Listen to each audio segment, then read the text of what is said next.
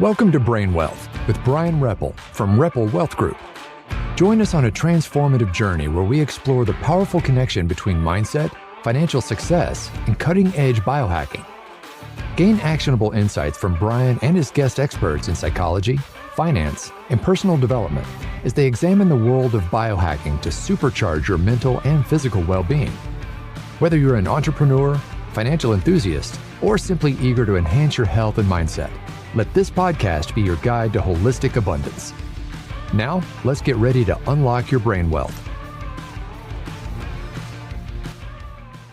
Hello, and welcome to the Brain Wealth Podcast with Bryan Repple. Bryan, in episode 1, we learned a little bit about you and your journey and how you got here and how you became a financial planner and involved in the industry. I want to focus this time on the company Repple Wealth Management and what you do and where you came from and what the company is about. Yeah, I feel like I've been very fortunate and blessed because when I came into business, I was able to be mentored by my father, who's got many designations and degrees, and he's really a student of finance, even at today's age, at 75, 76 years old. To the point where I get phone calls from him at 5:30, 6:30 in the morning saying, "Hey, Bryan, I've been reading the tax code. This is what I'm reading right now." So most people read the tax code when they go to bed. Yeah. He gets up calling me saying, "Hey, I think we unpacked something here. Here's an opportunity. This will help this certain type of client." And I'm like, "Buddy, it's 5:30. What are you doing?" He's like, "Oh, this is so exciting. Let's look at it." So let me just kind of share something because I think it's kind of neat. I was helping him out, right? He was giving a keynote the other day, and I said, let's go back to something where you originally started. And it was in 1982, and he was working for E.F. Hutton. If you remember that name. Oh, I do. Yes. When E.F. Hutton talks, everybody listens. Everybody listens. And what he saw there was in the industry, there was a massive conflict with the big firms because they would manufacture their own products. Then they would distribute these products through their sales force out to the public. And in the early 80s, that's what was happening in the marketplace. My dad had a conflict with that, saw it, and said, "You know what? I'm going to spin out and I'm going to go independent." So back in the early 80s, people were not independent where they hung their own name up on the building, and it wasn't backed and supported by a large institution. Yeah. So in 82, he kind of came out and did that, and was kind of a pioneer in the independent space as one of the first firms back in 1982 to become an independent broker-dealer and an independent registered investment advisory firm without being backed by a big name. It was a bold time to do that too, because that's right about the time I began my career as a business and financial journalist. You're right. I don't recall a lot of people going out there and staking that claim. Yeah, it was a big move from him. And he says, he makes a joke in his early 40s, late 30s. He didn't know what he was doing. He was checking off boxes, filling out applications, and come to find out, here's what he was. And through the 80s and 90s, financial advisors started joining us because they wanted to be part of our culture, what the firm was doing. My father's teaching in tax and estate planning, investments. So advisors started joining us all around the country, and we really started developing a larger firm over the last 40 years with offices all around the country. And then it was in 1994 when we started the whole go-go era of technology, the growth of the markets. Yeah, right. We made another pivot. It was an early stage of we got introduced to values-based investing. And values-based investing was where we were taking stocks and we were able to look at companies. Now, by the way, I was still in college at this time. So I did not know. He kind of shared what was going on, what the firm was doing. Right.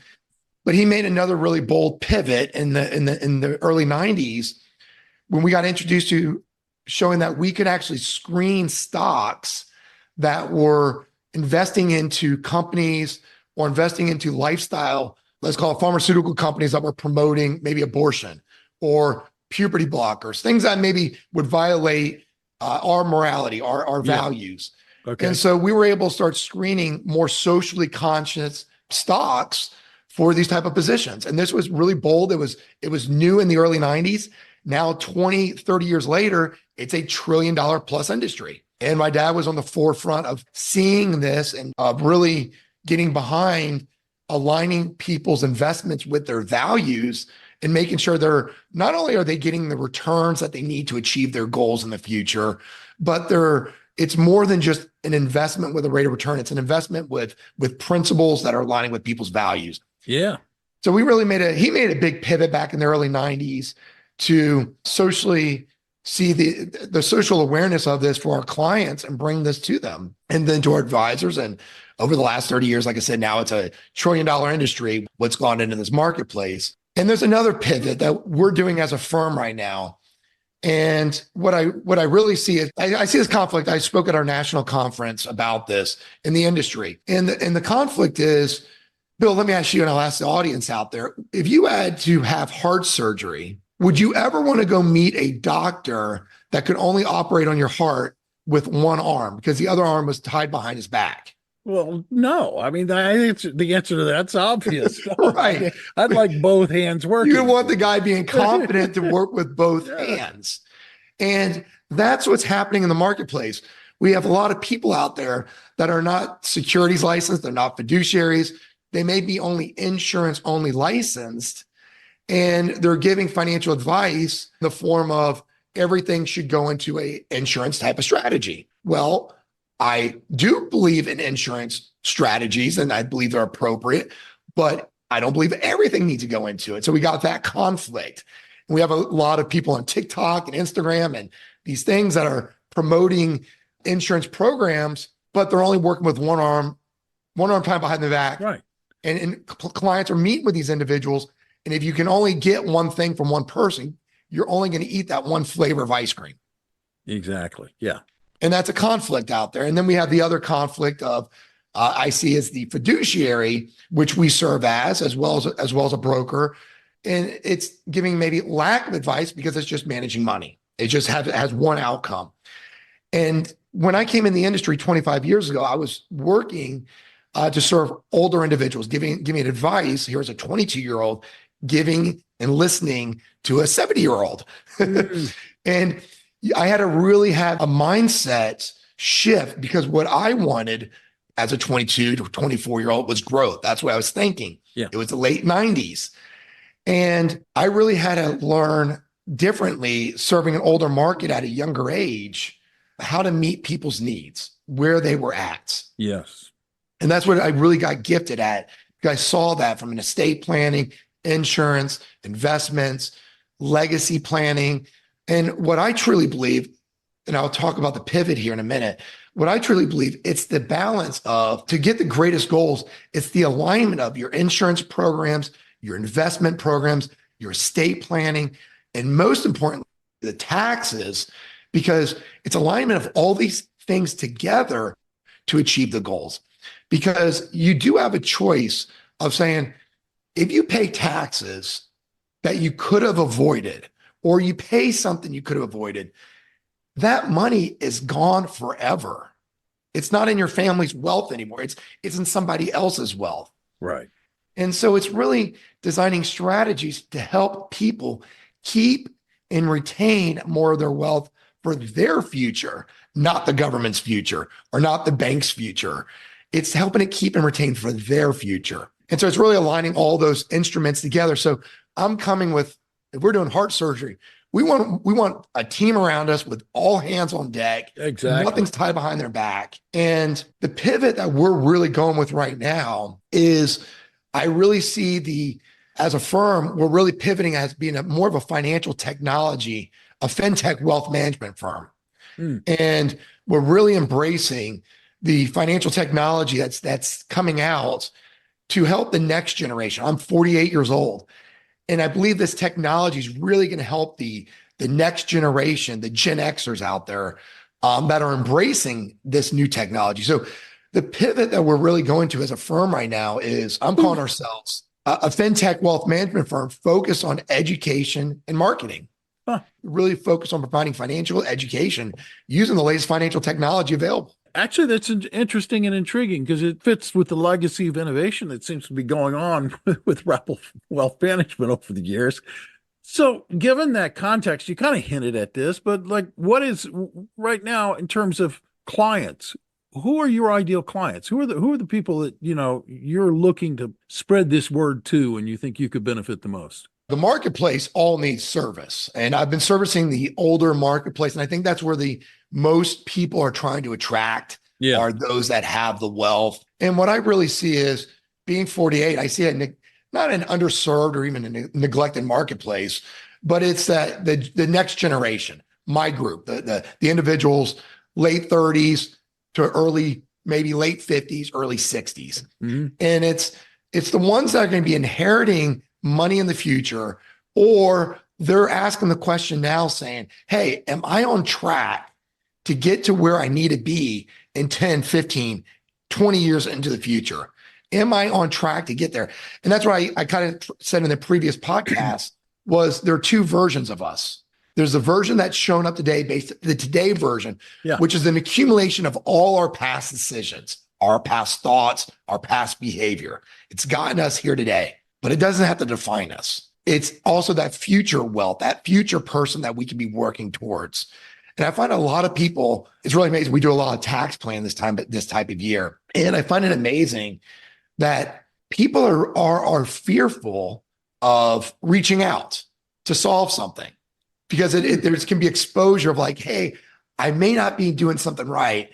And I'm almost a little afraid because what I don't know, I'm afraid of sharing it with somebody. Yeah, well, that's a powerful confession.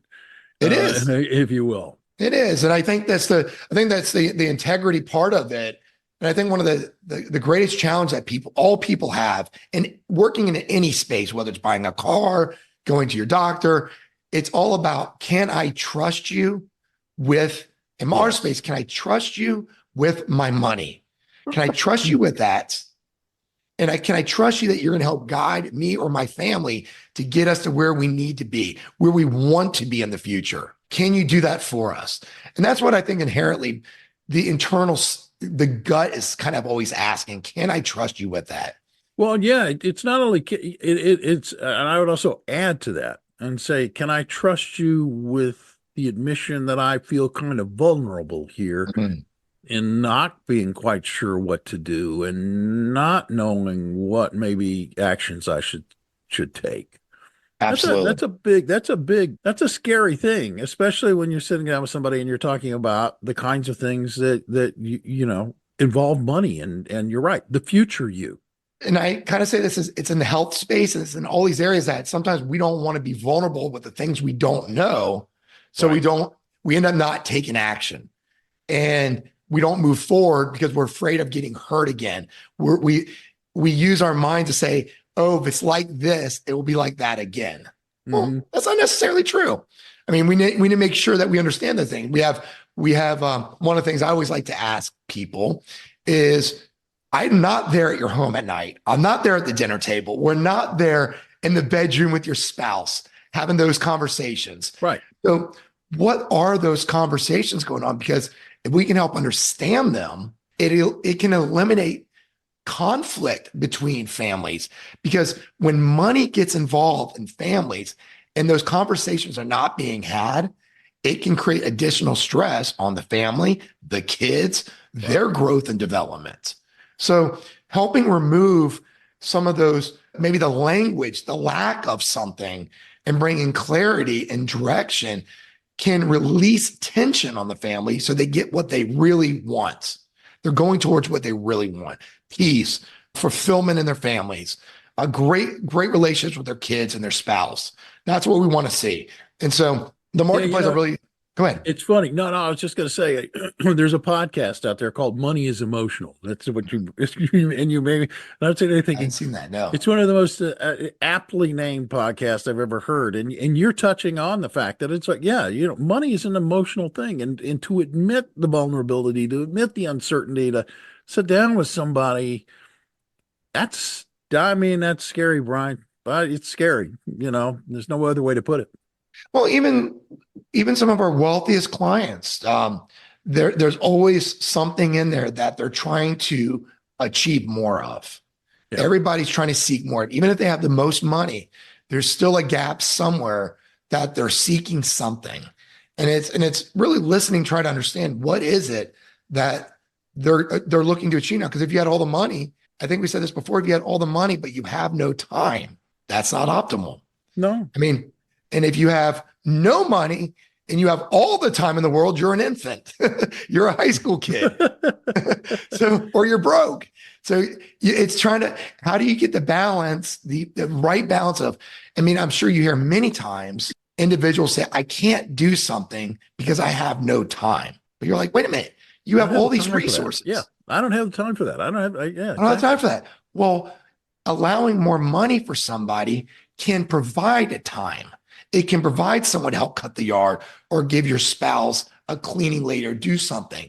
More having those resources can take pressure off the relationship. It can provide new things. And I think I said it before in the previous podcast. If you have the time and you have the money, it always comes down to it's having greater experiences in life. It's always coming down to how do you have greater experiences, more memories, more fulfillment. And that's where we try to lead people to, is getting that.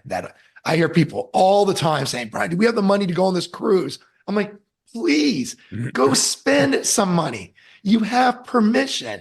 And they get all excited. The clients get excited. Like, okay, we're going to spend some money. I'm like, please do it. It's there for that.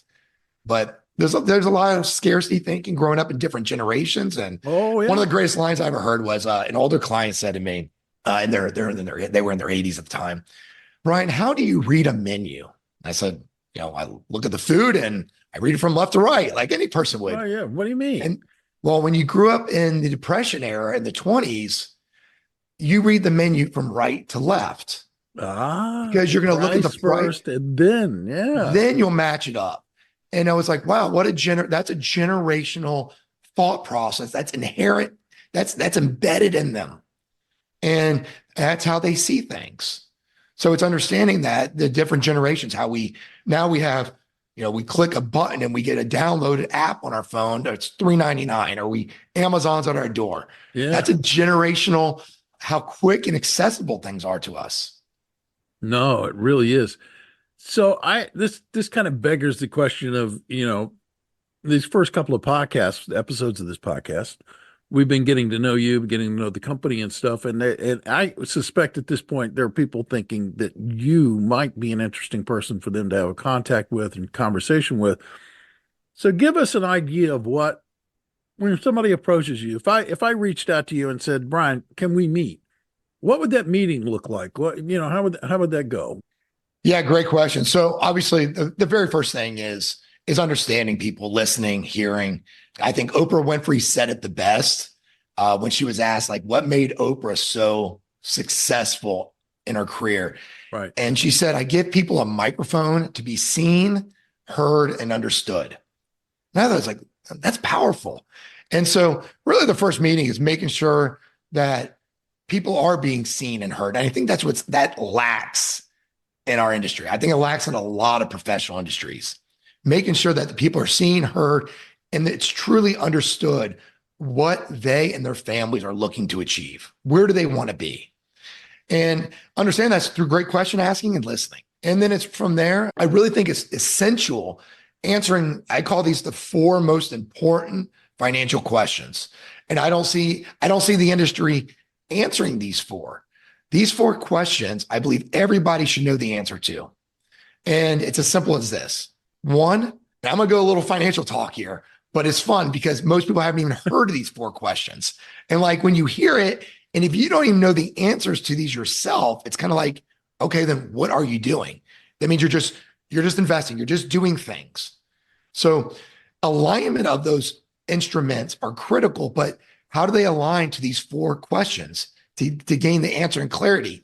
And the first one is, what rate of return do you or should you be earning, or do you need to earn on your money for your money to grow to a certain number for it to last your life expectancy into the future? What rate of return do you need to be earning on your money? I mean, having clarity on what that is. The second one is, how long do you need to work for you to have that bucket of money, for that money to last your entire life expectancy going out to death?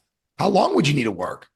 Third one is, what would you need to reduce your standard of living by in the future? Now, this is a painful one. Because how much would, if you don't have the money in the future, what would you need to reduce your standard of living by in the future for you to have the lifestyle to last your life expectancy? And that's a painful one, because a lot of people will say, well, I'll live on less in the future. I'm like, well, one, you're going to live on less because you're going to be forced to, and that's not a comfortable place to be by force. Right. Two, if you're going to be doing that in the future, let's start practicing it now. Try living on 20 to 30% less now in your lifestyle. Let's see how it feels, because you might as well get used to it, because if you're not making the changes to address in the future, you're going to get it. You might as well get exactly. You might as well get clarity now on what it's going to feel like. It's not going to be easier. And then the fourth question is, how much do you need to be either saving monthly or annually to help you to achieve that goal, to have enough money to last your life expectancy? And what's really fun coming out about answering those questions, the financial community is always focused on the first one. It's the first one, the rate of return. Yeah. And it's always focused on that one. And when I show clients and I walk through this, it's 15 minutes to answer these questions. But when I show the first one, it's not about a rate of return. It's not about having a greater product or a different instrument. It's never about that. It's a little, but it's not the it. And then you start getting into how long you need to work or reduce. And you start looking at those three dials. But it's really the fourth one is saying, what do I really need to be saving? What adjustments do I need? Because right now there's a really a battle that people have. And I hope listeners hear this, because this battle is going on with all of us. It's going on with our health. It's going on our wealth. It's the battle between our current lifestyles and our future lifestyle.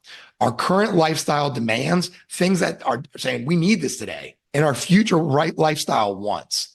And it's understanding that battle's taking place, and we got to look at who's winning the battle. Are we winning the battle because are we consuming our future lifestyle today? And that's a great line. If you really put that one through, are you consuming your future lifestyle today?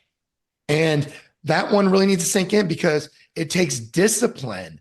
Any great athlete that performs, any musician that performs at Carnegie Hall, any great Olympian, anyone that achieves greatness in their life, it took discipline to get that, to achieve that. And yeah, it's hard. Discipline is hard. Discipline on our health is hard. Discipline on our finances is hard, because we can see these demands coming at us. And so it's really bringing clarity to those four dials for individuals, so they can really say like, hey, if you want to have the future that you're saying you want, what do we need to do today to make the difference? What needs to happen? Those are really great questions there. And I was writing them down because I thought I think the point of asking questions a lot of the times, Bryan, is just to make people think, not to get an answer, and I was sitting there thinking, well, what kind of rate of return do I need? And I'm like, I don't know the answer to that question, but I didn't, the greatest, that's usually my answer. It's always the most possible. And what if that's not the case? What if you're able to reduce risk because you're on perfect track and you don't need to take that much risk? Yeah. Or see, the financial community, though, Bill, is always saying, well, that product's not serving you. Come over here and use this financial instrument. Well, wait a minute. How do we know that's going to get you to your goal? It's not about the financial instruments. Let's get clarity first on where you are and where you want to be. Sure. Then we can address the instruments that you're using and get alignment with those instruments. Like I was saying, the alignment of insurance strategies along with investment strategies, it's bringing them together to make sure they're achieving the ultimate goal. So that's what we're really looking at. It's giving clarity to those answers, and then looking at the instruments behind it. That's great. Thank you, Bryan. Let me give you one other story here. Yeah, this is one I really love.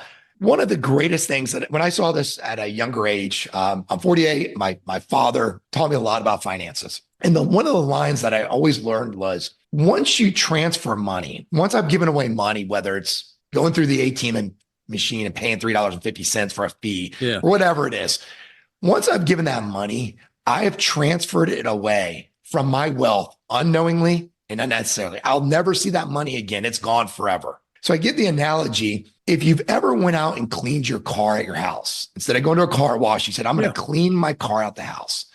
And you got your bucket of water, You got your bucket out, you put some soap in it, and you go fill it up at the faucet with your water at the hose. And by the time you got to the car, you noticed half the water was gone. Now, you have two decisions to make. One, do you run back to the faucet because you're like, I got to fill this up faster because the water, I need to put more water in faster and run back to the car because the water's going to keep coming out? Or do I address the leaks in the bucket? And many of us have financial leaks in our bucket. And if we can address the financial leaks and figure out where there's leakage, then the goal is to help you recapture that money instead of transferring it away to institutions or other places. Recapture that back for your own family's future wealth.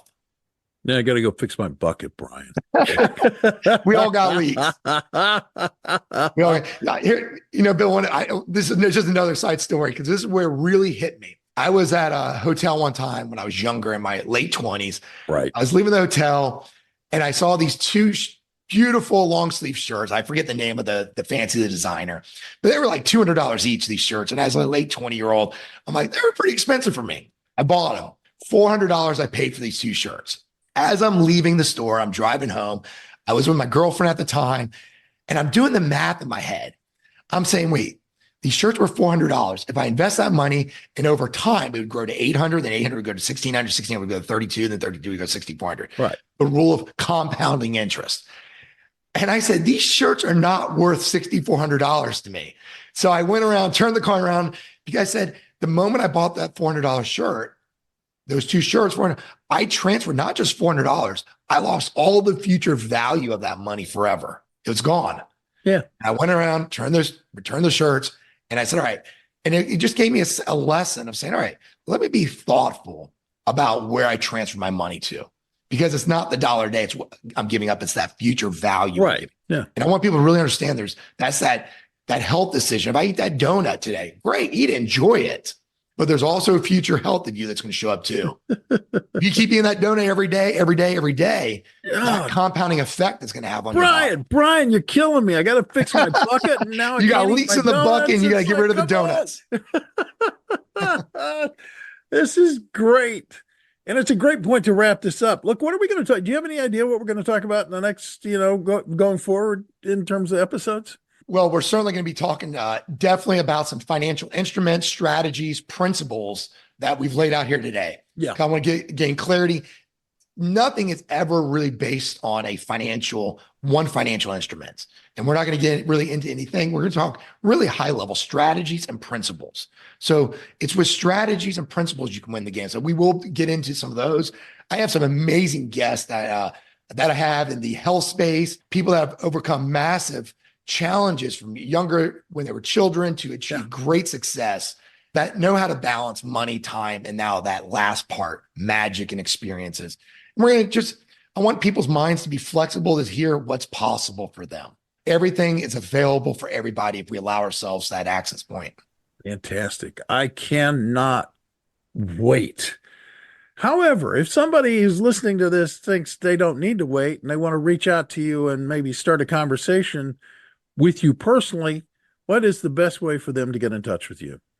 Yeah, the easiest way is either going to our website, www.repple, R-E-P-P-L-E, wealthgroup.com, or just send me an email as well, and I reply myself.